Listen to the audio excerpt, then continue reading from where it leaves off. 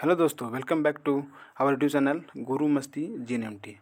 चलिए दोस्तों, आज मैं चलता हूँ डायरेक्टली क्वेश्चन नंबर 351 पर।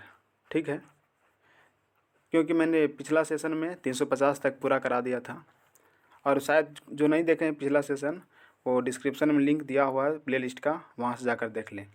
फिलहाल मैं इस सेशन में 351 से चलता हूँ।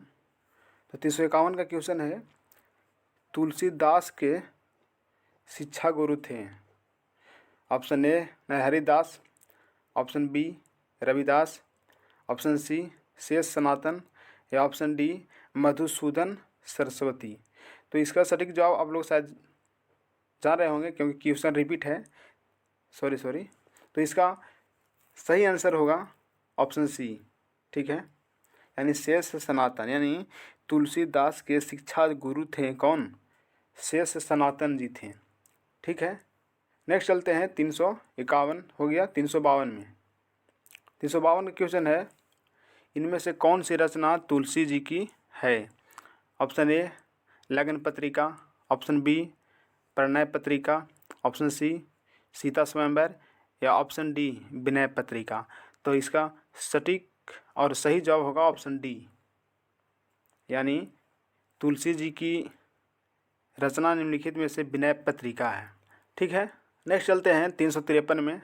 353 का क्वेश्चन है, कौन सी कृति तुलसी जी के द्वारा रचित है? ऑप्शन ए उत्तर Ramcharitam, option B Ramayan, option C Ramcharitmanas, या ऑप्शन डी खज्जन नयन। तो इसका सटीक जवाब होगा ऑप्शन सी, यानी रामचरितमानस जो है वो तुलसी दास जी के द्वारा रचित है। नेक्स्ट 354 में, तुलसीदास की पत्नी का क्या नाम था? Option A Vibhavari, option B Ratnavali, option C Prabhavali, या ऑप्शन डी गीतावली। तो इसका सटीक जवाब होगा ऑप्शन बी रत्नावली, अर्थात तुलसीदास की पत्नी का नाम रत्नावली था। ठीक है, नेक्स्ट चलते हैं 355 में, तुलसीदास की माता का क्या नाम था? पत्नी का नाम था रत्नावली, लेकिन उनकी माता का क्या नाम था? Option A Muniya, option B Chuniya, option C Hulsi, या ऑप्शन डी फूलो। तो इसका सटीक जवाब होगा ऑप्शन सी, यानी हुलसी था। क्या? ऑप्शन सी हुलसी था तुलसीदास की माता का नाम। ठीक है, नेक्स्ट 356 में, तुलसीदास किस काल के कवि थे? ऑप्शन ए आदिकाल के, ऑप्शन बी रीतिकाल के, ऑप्शन सी आधुनिक काल के, या ऑप्शन डी भक्ति काल के। तो इसका सटीक जवाब ऑप्शन डी होगा, यानी भक्ति काल। ठीक है, यानी तुलसीदास जी जो थे वो भक्ति काल के कवि थे। नेक्स्ट चलते हैं 357 में। 357 का क्वेश्चन है, कवितावली के रचनाकार हैं? Option A Jayasi ji, option B Tulsidas ji, option C Kabir ji, या ऑप्शन डी सूरदास जी। तो इसका सटीक जवाब ऑप्शन बी होगा, यानी कवितावली के रचनाकार तुलसीदास जी हैं। ठीक है, नेक्स्ट 358 में, नाभादास का काव्य रचना क्षेत्र था। काव्य रचना क्षेत्र नाभा जी का कहाँ था? Option A Haridwar, option B Kashi, option C Vrindavan, या ऑप्शन डी मथुरा। तो इसका सटीक जवाब ऑप्शन सी होगा, यानी वृंदावन, यानी नाभादास का काव्य रचना क्षेत्र वृंदावन था। नेक्स्ट 358 हो गया। 359 में चलते हैं, नाभादास की राम भक्ति मर्यादा के स्थान पर क्या था? यानी श्रृंगार का पुट था, मर्यादा के स्थान पर क्या था? श्रृंगार का, ऑप्शन ए है श्रृंगार का पुट था, ऑप्शन बी करुणा का पुट था, ऑप्शन सी मधुर भाव का पुट था, या ऑप्शन डी दुराग्रह का पुट था। तो इसका सटीक जवाब ऑप्शन सी होगा, यानी मधुर भाव का पुट था। ठीक है, नेक्स्ट चलते हैं 360 में। क्वेश्चन है 360 का, नाभादास जी किस धारा के संत थे? ऑप्शन ए शैव दर्शन के, ऑप्शन बी बौद्ध दर्शन के, ऑप्शन सी वैष्णव दर्शन के, या ऑप्शन डी जैन दर्शन के।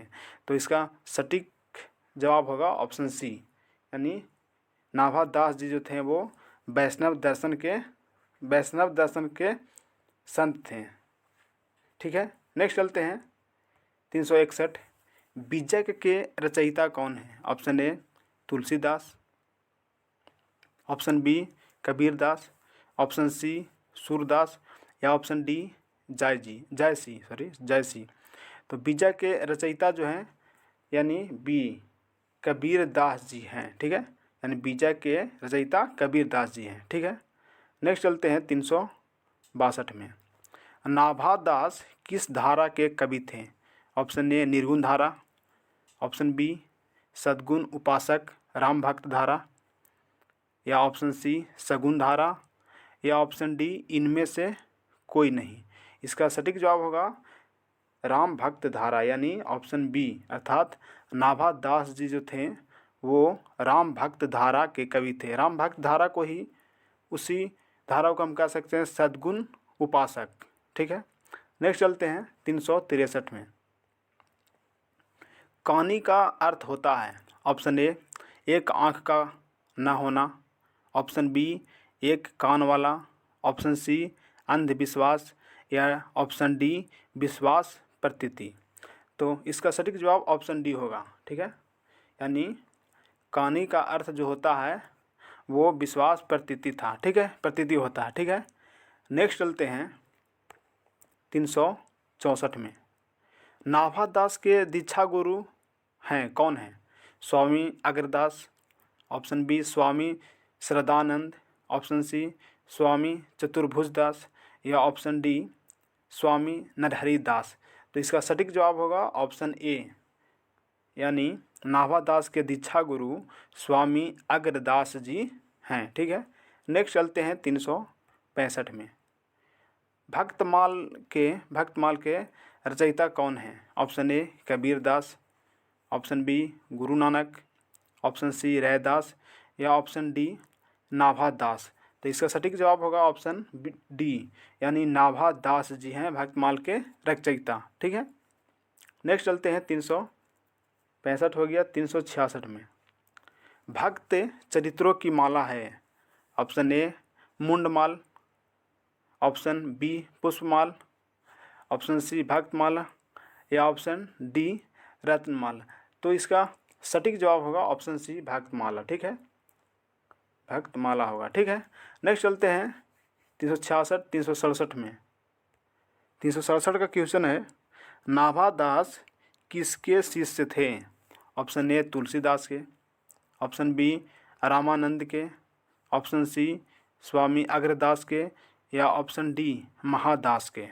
तो इसका सटीक जवाब ऑप्शन सी, यानी स्वामी अग्रदास के नाभा दास जी थे वो शिष्य थे, यानी नाभा दास जी थे वो स्वामी अग्रदास जी के शिष्य थे। ठीक है, नेक्स्ट 368।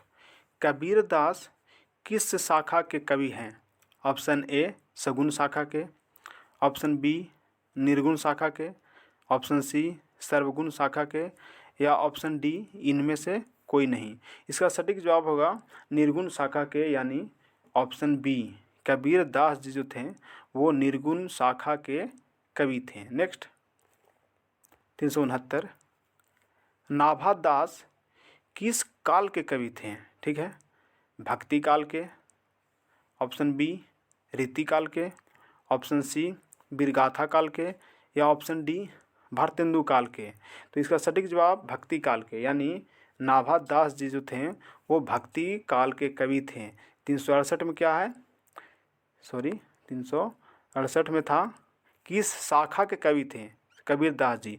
तो निर्गुण शाखा के, लेकिन नाभा दास जी जो हैं वो भक्ति काल के कवि थे। चलिए नेक्स्ट चलते हैं 370 में।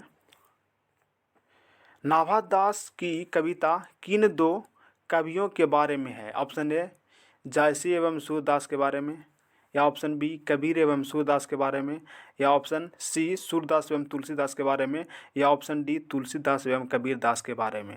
तो इसका सटीक जवाब होगा ऑप्शन बी, यानी कबीर एवं सूरदास के बारे में नाभा दास की कविता हैं। ठीक है, 2 कवियों के बारे में लिखे हैं। चलिए नेक्स्ट चलते हैं 371। जो नए होंगे इस चैनल पे वो इस चैनल को सब्सक्राइब कर लेंगे और बेल आइकन को दबा देंगे ताकि नोटिफिकेशन ज़्यादा रहे, और सेशन को लाइक कर देंगे। चलिए नेक्स्ट चलते हैं 371 में। भूषण की कविता में कौन रस पाया जाता है? ऑप्शन ए श्रृंगार रस, ऑप्शन बी भक्ति रस, ऑप्शन सी वीर रस, या ऑप्शन डी वात्सल्य रस। तो इसका सटीक जवाब होगा ऑप्शन सी यानी वीर रस है, अर्थात भूषण की कविता में वीर रस पाया जाता है। नेक्स्ट 371। छत्रसाल दशक के कितने छंदों में महाराजा छत्रसाल की वीरता का यशोगान किया गया है? ऑप्शन ए 50 छंदों में, ऑप्शन बी 52 छंदों में, ऑप्शन सी 59 छंदों में, या ऑप्शन डी 10 छंदों में। तो इसका सटीक जवाब ऑप्शन डी होगा, यानी 10 छंदों में यशोगान किया गया है। चलिए नेक्स्ट चलते हैं 373 में। कवि भूषण की उपाधि दी थी, कवि भूषण की उपाधि दी थी। ऑप्शन ए चित्रकूट के सोलंकी राजा रुद्रशाह, या ऑप्शन बी भामाशाह ने, ऑप्शन सी टोडरमल ने, या ऑप्शन डी अकबर ने। कवि भूषण की उपाधि किसने दी थी? चलिए इसका सटीक जवाब होगा ऑप्शन ए, यानी चित्रकूट के सोलंकी राजा रुद्रशाह ने कवि भूषण की उपाधि दी थी। ठीक है, नेक्स्ट चलते हैं 374। भूषण ने किस रस को प्रमुखता दी? ऑप्शन ए श्रृंगार रस, ऑप्शन बी करुण रस, ऑप्शन सी रौद्र रस, या ऑप्शन डी वीर रस। तो इसका सटीक जवाब यानी करुण रस हो जाएगा, यानी बी, अर्थात भूषण जी ने करुण रस को प्रमुखता दिए थे। नेक्स्ट चलते हैं 375 में। 375 का है शिवराज भूषण में कितने अलंकारों का निरूपण हुआ है?